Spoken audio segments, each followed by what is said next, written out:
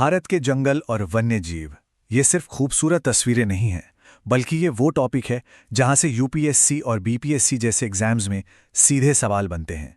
तो चलिए आज इसी खजाने की गहराइयों में उतरते हैं और समझते हैं हर जरूरी पहलू को।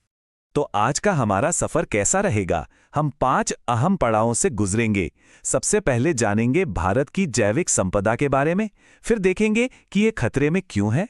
इसके बाद हम इन खतरों को अलग अलग श्रेणियों में बांटना सीखेंगे, फिर नजर डालेंगे सरकारी कोशिशों पर और आखिर में समझेंगे कि आम लोग यानी समुदाय इस संरक्षण में क्या भूमिका निभाते हैं। तो शुरुआत करते हैं पहले सवाल से। आखिर दुनिया के नक्शे पर भारत की बायोडायवर्सिटी यानी जैव विविधता कितनी मायने रखती है? इसकी अहमियत क्या है? तो ये देखिए, ये आंकड़ा अपने आप में सब कुछ कह देता है। दुनिया में जितनी भी प्रजातियां हैं उनमें से 8% अकेली भारत में मिलती हैं। सोचिए जरा।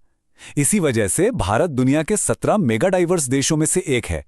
ये एक बड़ा तमगा तो है, पर साथ ही एक बहुत बड़ी जिम्मेदारी भी है। और जब हम 8% कहते हैं तो ये कोई छोटा मोटा आंकड़ा नहीं है। इसका मतलब है लगभग 81,000 तरह के जीव जंतु और करीब 47,000 तरह की वनस्पतियां। और एक दिलचस्प बात यह है कि हमारे देश में जीवों की प्रजातियां वनस्पतियों के मुकाबले कहीं ज्यादा हैं। असल में यही विविधता ही तो भारत की असली दौलत है। लेकिन कहानी का एक दूसरा पहलू भी है। ये बेशकीमती खजाना अब खतरे में है, और यही हमें आज की सबसे बड़ी चुनौती की तरफ ले जाता है। और ये खतरा कोई मामूली बात नहीं है। आंकड़े सच में चौंकाने वाले हैं। हमारी लगभग 10% जंगली वनस्पतियां और 20% यानी मैमल्स सीधे सीधे संकटग्रस्त सूची में हैं। इसे ऐसे समझिए कि हर 5 में से एक मैमल प्रजाति हमेशा के लिए खत्म हो जाने की कगार पर है। तो सवाल उठता है कि इस गिरावट के पीछे आखिर वजह क्या है? खैर, वजह कई हैं और एक दूसरे से जुड़ी हुई हैं। खेती का विस्तार, जिसके लिए जंगल काटे गए, झूम जैसी पारंपरिक खेती, फिर बड़े बड़े डेवलपमेंट प्रोजेक्ट्स जैसे कि बांध बनाना और खनन। इसका एक बड़ा उदाहरण पश्चिम बंगाल का बक्सा टाइगर रिजर्व है, जहां डोलोमाइट के खनन ने बाघों के घर को ही तबाह कर दिया। ये सारे फैक्टर्स मिलकर हमारे इकोसिस्टम का बैलेंस बिगाड़ रहे हैं। अब जब हम कहते हैं खतरे में हैं, तो इसका मतलब क्या होता है? क्या सारे खतरे एक जैसे होते हैं? नहीं। इन खतरों के अलग अलग लेवल को समझने के लिए दुनिया भर के कंजर्वेशनिस्ट्स एक खास सिस्टम का इस्तेमाल करते हैं, और वो सिस्टम है IUCN का। पूरा नाम है international union for conservation of nature. ये एक ग्लोबल संस्था है जो दुनिया भर की प्रजातियों को उनकी कंडीशन के हिसाब से अलग अलग कैटेगरी में रखती है। और ये क्लासिफिकेशन बहुत जरूरी है, क्योंकि इसी से पता चलता है कि किस प्रजाति को बचाने के लिए फौरन एक्शन लेने की जरूरत है। तो IUCN प्रजातियों को कई कैटेगरी में बांटता है।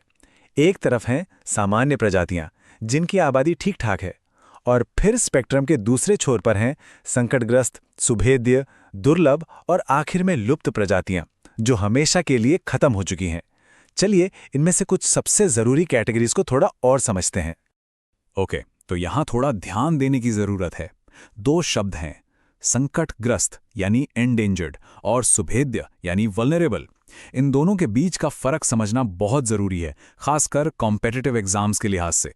अक्सर MCQs में यहीं से सवाल बनता है, तो इनके उदाहरणों को गौर से देखिए। जैसे कि भारतीय गैंडा, ये संकटग्रस्त या एंडेंजर्ड कैटेगरी का एक क्लासिक एग्जाम्पल है। अवैध शिकार और इनके रहने की जगह कम होने की वजह से ये प्रजाति लगभग खत्म होने के कगार पर थी। हाँ, कॉन्जर्वेशन एफर्ट से इनकी संख्या में सुधार हुआ है, लेकिन खतरा अब भी पूरी तरह से टला नहीं है। और फिर कुछ कहानियों का अंत दुखद होता है, जैसे एशियाई चीते की कहानी। 1952 में इसे भारत से विलुप्त यानी एक्सटिंक्ट घोषित कर दिया गया। ये एक दुखद अध्याय था। हालांकि हाल ही में अफ्रीकी चीतों को भारत में फिर से बसाने का जो महत्वाकांक्षी प्रोजेक्ट शुरू हुआ है, वो संरक्षण की दुनिया में एक बहुत बड़ी और उम्मीद जगाने वाली घटना है। तो अब तक हमने समस्या और उसके वर्गीकरण को समझा। अब बात करते हैं समाधान की। देखते हैं कि इस संकट से निपटने के लिए हमारी सरकार ने क्या-क्या कदम उठाए हैं। सरकार की एक बहुत बड़ी स्ट्रैटेजी है जंगलों का कानूनी तौर पर बंटवारा करना। भारत के आधे से भी ज्यादा जंगल, सोचिए 50% से ज्यादा आरक्षित वन यानी रिजर्व्ड फॉरेस्ट से इन्हें संरक्षण के लिए सबसे कीमती माना जाता है। फिर करीब 1/3 हिस्सा रक्षित वन यानी प्रोटेक्टेड फॉरेस्ट्स का है, और यही क्लासिफिकेशन तय करता है कि किस जंगल की देखभाल और सुरक्षा कैसे की जाएगी। भारत के कंजर्वेशन हिस्ट्री में कुछ साल सुनहरे अक्षरों में लिखे गए हैं। 1972 में आया Indian wild life protection act, जो एक गेम चेंजर था। इसके ठीक 1 साल बाद 1973 में लॉन्च हुआ प्रोजेक्ट टाइगर। और एक बहुत ही दिलचस्प बात, 1980 और 86 में इसी कानून में बदलाव करके छोटे छोटे कीड़ों को भी सुरक्षा दी गई, और 1991 में तो पहली बार पौधों को भी इस प्रोटेक्टेड लिस्ट में शामिल किया गया। तो क्या इन कोशिशों का कोई नतीजा निकला? बिल्कुल, और नतीजा शानदार रहा। प्रोजेक्ट टाइगर की वजह से बाघों की आबादी में जबरदस्त उछाल आया। 1973 से 1989 के बीच ये संख्या 1800 से बढ़कर 4300 के पार पहुंच गई। ये इस बात का जीता जागता सबूत है कि अगर सही रणनीति और पक्का इरादा हो तो विलुप्त होती प्रजातियों को भी बचाया जा सकता है। लेकिन सिर्फ सरकारी कार्यवाही काफी नहीं है। समाधान का एक और बहुत बड़ा और शायद सबसे जरूरी हिस्सा है लोगों की भागीदारी, यानी कम्युनिटी इन्वॉल्वमेंट। और भारत तो ऐसे उदाहरणों से भरा पड़ा है। हिमालय का चिपको आंदोलन, किसे याद नहीं? या फिर राजस्थान के अलवर में भैरवदेव डाकवत सेंचुरी, जहां गांव वालों ने मिलकर 1200 हेक्टेयर जंगल को नया जीवन दिया। इन आंदोलनों ने यह साबित किया है कि स्थानीय लोग ही अपने जंगलों के सबसे बड़े रक्षक होते हैं, और कई बार ये जमीनी कोशिशें बड़ी बड़ी सरकारी योजनाओं से भी ज्यादा कामयाब होती हैं। प्रकृति के साथ ये जो जुड़ाव है, ये भारत की संस्कृति में बहुत गहरा है। गौतम बुद्ध ने सदियों पहले कहा था, पेड़ असीमित दया और परोपकार का एक अजीब जीव है। यह सभी प्राणियों को सुरक्षा देता है, यहाँ तक कि उसे काटने वाले कुल्हाड़ी बाज को भी छाया देता है। यही सोच, यही दर्शन आज भी कई समुदायों के संरक्षण के प्रयासों की जड़ में है। तो हमने देखा कि सरकार कानून बना रही है, समुदाय अपने स्तर पर जंगलों को बचा रहे हैं, लेकिन आखिर में एक सवाल फिर भी खड़ा होता है कि ये संरक्षण, ये कंजर्वेशन आखिर किसकी जिम्मेदारी है? क्या ये सिर्फ सरकार का काम है, या समुदायों की भूमिका है, या फिर इसमें हर एक व्यक्ति की अपनी जिम्मेदारी है? शायद इसका जवाब इन तीनों के मिले जुले प्रयासों में ही कहीं छिपा है। इस सवाल पर सोचिएगा जरूर। चलिए शुरू करते हैं एक ऐसे शब्द से जो इस पूरी कहानी का, समझिए, केंद्र है, जैव विविधता। अब यह शब्द सुनने में थोड़ा साइंटिफिक लग सकता है, पर इसका मतलब हमारी अपनी जिंदगी से बहुत गहराई से जुड़ा है। तो पहला सवाल यही उठता है कि आखिर ये जैव विविधता है क्या? आसान शब्दों में इसका मतलब क्या होता है? देखिए, इसे ना जीवन के एक बहुत बड़े उलझे हुए जाल की तरह समझिए। मतलब सबसे छोटे बैक्टीरिया से लेकर विशाल हाथियों तक हर कोई, हर चीज एक दूसरे से जुड़ी हुई है, और इस जाल का हर एक धागा, चाहे वो कितना भी छोटा क्यों ना लगे, पूरे जाल को मजबूती देता है। और ये सिर्फ कोई खूबसूरत सोच नहीं है, यह हमारी सीधी सीधी जरूरत है।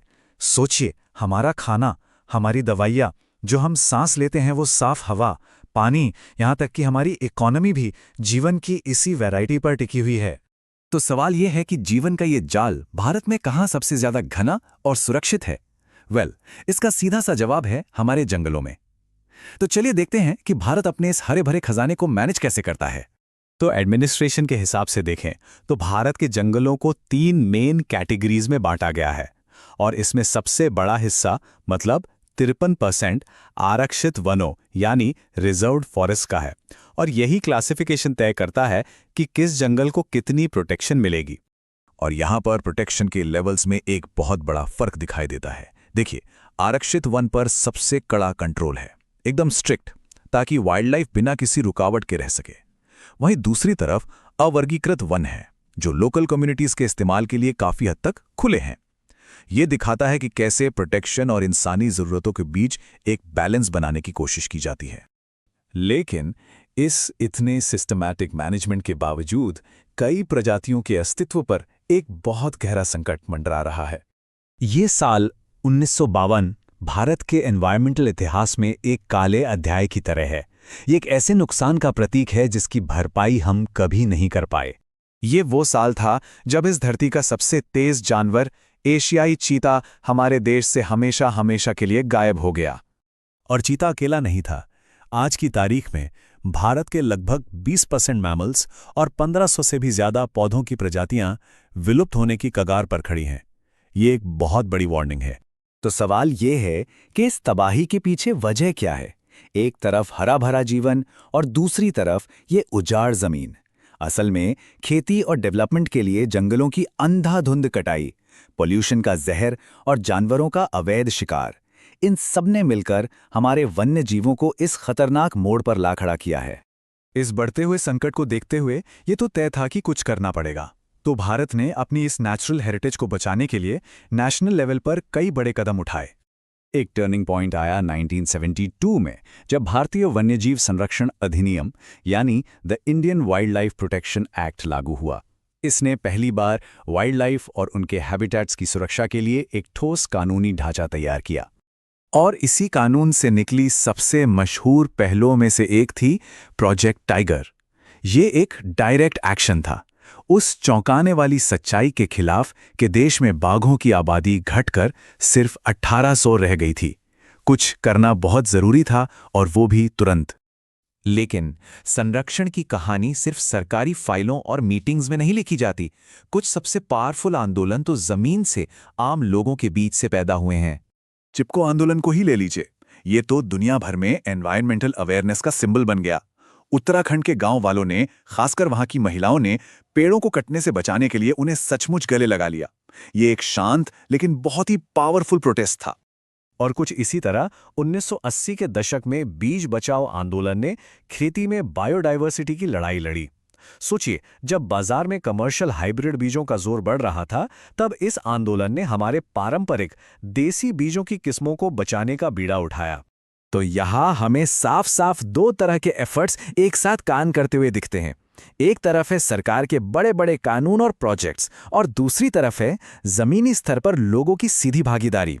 और सच तो यह है कि भारत के इस कुदरती धरोहर को बचाने के लिए ये दोनों ही बहुत जरूरी हैं। तो इस पूरी कहानी से, इस संघर्ष, सफलता और लोगों की ताकत की कहानी से हम क्या सीख सकते हैं? इसका सबसे बड़ा, सबसे जरूरी सबक क्या है? देखिए, बात बिल्कुल साफ है। भारत की इस अनमोल बायोडायवर्सिटी का भविष्य सिर्फ कानूनों या नेशनल पार्कों के भरोसे नहीं रह सकता।